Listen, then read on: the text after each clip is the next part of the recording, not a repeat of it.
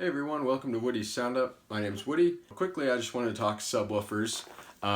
That's kind of my next path in my upgrade for my theater room. And I wanted something larger, something probably in the 15-inch range. Having the RF7 threes, which already have the dual 10-inch woofers, they put out a lot of bass, so I needed something that was going to be more powerful than those to really get my money's worth and get that slam that I was looking for out of a subwoofer.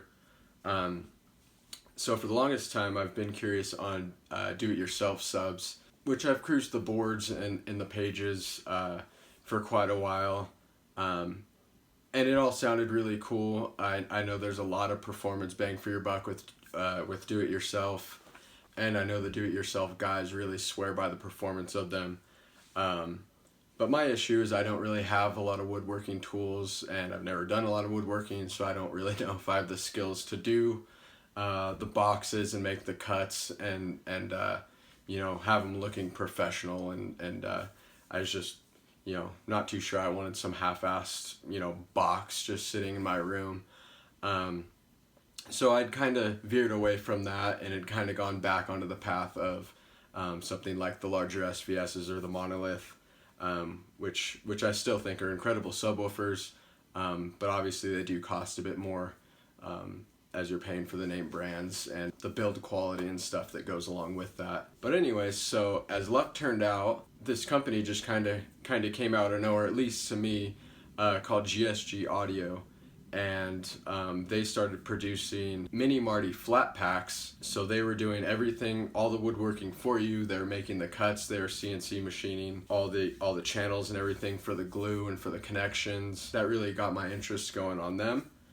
So I started looking into them a little bit more, and at the time all they had available was the Mini Marty, but they did say they were going to be producing also a Marty Cube and a full Marty. But for me, I thought the Mini Marty would be a pretty cool idea. I like the idea of the big kind of towering sub. So I decided to give them an email and kind of chat with them a little bit about it. So I decided to start my journey down that road. So I've been in contact with Kevin from GSG. And so kind of the cool thing is when they first started selling them, they were selling them in 4-pack, flat pack pallets. So I emailed them for a quote to get a 4-pack and just figured, well, I'll use the 2 I need and I'll just post the other 2 online locally, and hopefully someone locally would be looking for 2 more, and maybe it would work out for me. So I emailed them for a quote, and as luck would have it, Kevin at GSG emailed me back and said, hey, there's a guy in Colorado that's actually in the same scenario as you, looking for 2, but was going to order the 4-pack. So would you mind if I merged your emails together and introduced you guys, and maybe you're close enough that it would work out to order them together and split the cost? So I said, yeah, that's great. So he linked us up, and as luck would have it, the guy lives 15 minutes from my house, and turns out he's a very cool guy. We exchanged emails and later exchanged numbers, and pretty much since then we've been in contact, just chatting about home audio stuff, home theater stuff, and progress on our subs. He got his up a lot quicker than mine. I sat on mine for the last month, just procrastinating as I do. But anyways, so we ordered them up, and it's just a smooth transaction. We shipped them to my work, and since I have a forklift and a dock at work, it saved us quite a bit of money on shipping, which is really cool, and which made both of us happy. So now I'm starting my journey in building my subs. They make it incredibly simple. Like I said, they cut all the boards for you. They number everything, and so literally all you do, you want to do one dry fit run just to kind of see how everything fits, and then they do recommend marking them. Just making little pencil tick marks so you can match up. This is the direction it goes and stuff like that. So you'll dry fit it up, and then after it's dry fit and you see how it goes together, you just kind of disassemble it, and then you can lay it back out and start running your glue. For glue, I'm going to be using just the Type Bond 3, just standard woodworking glue. So I've heard it dries fairly quick, but you do have plenty of time, so if you make any mistakes or something, you should have a little bit of time to move the wood around and make sure everything's flush and sitting right. Obviously, you do need to buy a few additional parts. Nothing major.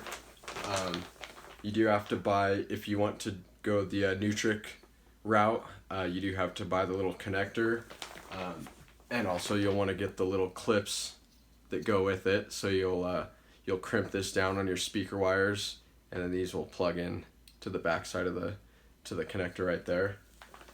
So those are additional things. Your speaker wires, additional thing for your internal wiring. And then also you're going to need the cable to run from your AVR to your subwoofer amp. So I had to get this guy. I got this guy from Monoprice, who's always been trustworthy for their cables. As far as amps, there's several routes you can go. I ended up going with the Behringer NX6000D. It has the built-in DSP control, and on paper it's 6,000 watts total power, so 3,000 watts a channel for each sub. There are other amplifiers you can go with. This seems to be the most common, the most popular, and actually this is the model that GSG recommends on their site for the subwoofers, so that's what I went with. You can find deals on them. They run, MSRP is $450 on them. I ended up finding a eBay coupon for 20% off, and I just kind of searched eBay and found one brand new in the box from a shop in New York, entered in the code, and it worked, and so I got this guy shipped out to me for $384, I think, like that, after tax and shipping. So I thought that was a pretty awesome deal, because I've actually seen people marking them up to like $500 and $550, just I guess because they're a popular amp and they can get away with it. But I would recommend at least shopping around and getting it for MSRP. If you can't find any deals on it, you don't need to be spending more than MSRP on an amplifier. So that's what I went with for that.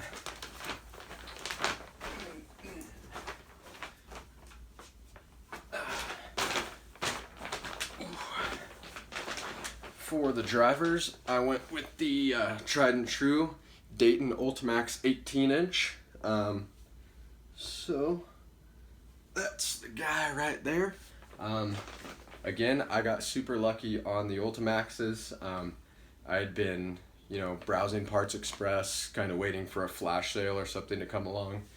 I think for the pair, runs around like $700 or $750 with taxes and shipping and all that. Like I said, I actually got really lucky. I was just happened to be browsing on local Craigslist one day, and a local guy was selling a pair of them. He bought them for a project, and he decided he wanted to go a different route. So he sold me the pair of them for $500 in the box, and so that was really cool. Saved me a lot of money, and I went over to his house and ended up kind of making a friend out of that too. So that was really cool. He had a really cool JBL Pro Cinema home theater, and so he gave me a cool demo of his theater, and we just kind of hung out and talked theater for about an hour and audio, and he happened to be a big kind of bass head, and so he had all kinds of subwoofers and just cool stuff to show off, and so that was really cool, and so very cool there. And so yeah, so I figure a big old pair of 18-inch woofers ought to do well in my system, and ought to be big and powerful enough to help out on the bottom end with the RF7s that don't really need it, but I kind of want to shake the house down, so that should do.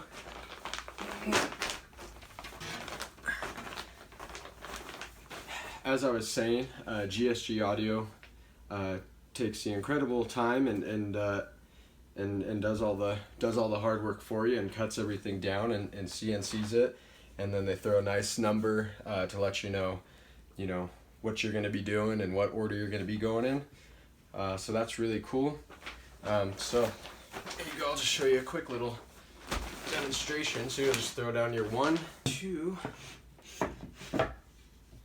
seats right in. Seats right in. And number 4. And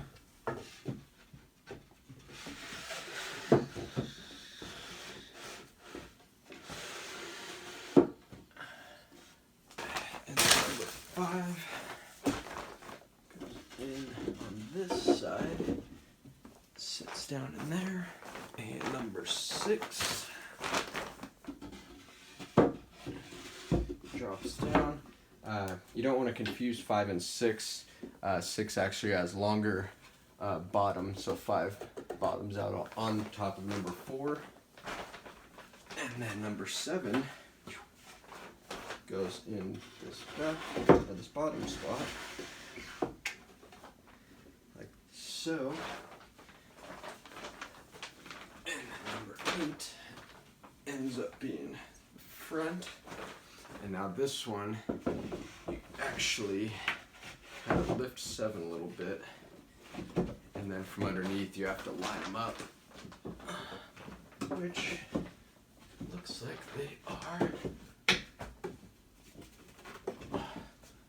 all lined up. So you do that, and then you have a few finishing top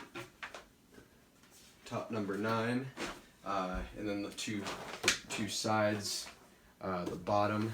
So this essentially becomes the port down here, and then your top finishing one when it's